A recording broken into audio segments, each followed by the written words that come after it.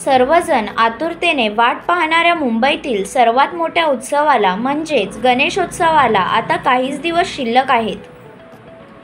10 ऑगस्टपासूनच मुंबईतील अनेक मोठ्या मंडळांनी आपल्या लाडक्या बाप्पाला वाजत गाजत मंडळामध्ये नेण्यास सुरुवात केली आहे.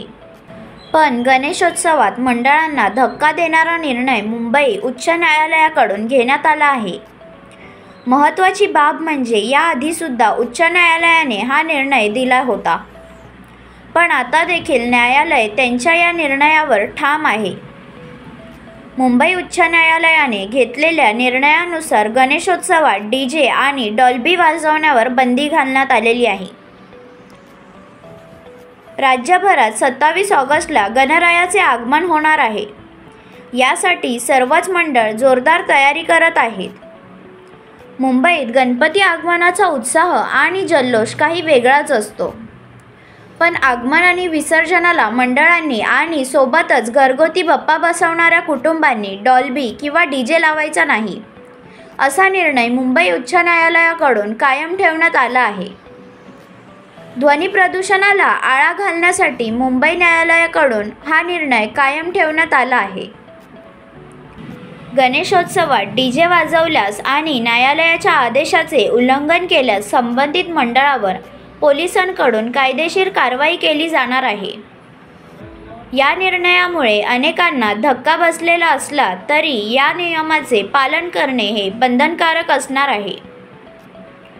मुंबई उच्च न्यायालयाने ध्वनी प्रदूषणाबाबत कडक नियम लागू केले आहेत. रात्री 10 वाजल्यानंतर 50 डेसिबलपेक्षा जास्त ध्वनी पातळी आणि सकाळी 6 वाजेपूर्वी डीजे वाजवणे बेकायदेशीर आहे. याचे उल्लंघन केल्यास पोलीस किंवा स्थानिक प्रशासन त्वरित कारवाई करू शकते.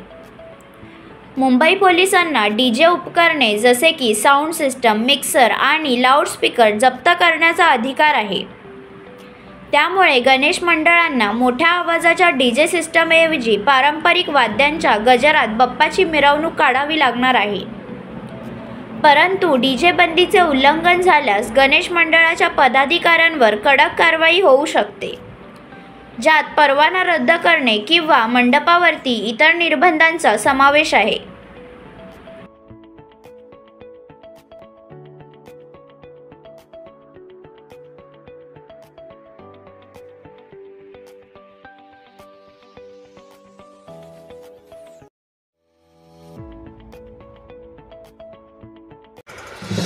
नवीन घडामोडी पाहण्यासाठी आजच आम्ही मुंबईकर 24 तासला लाईक करा, सबस्क्राईब करा आणि अपडेट रहा.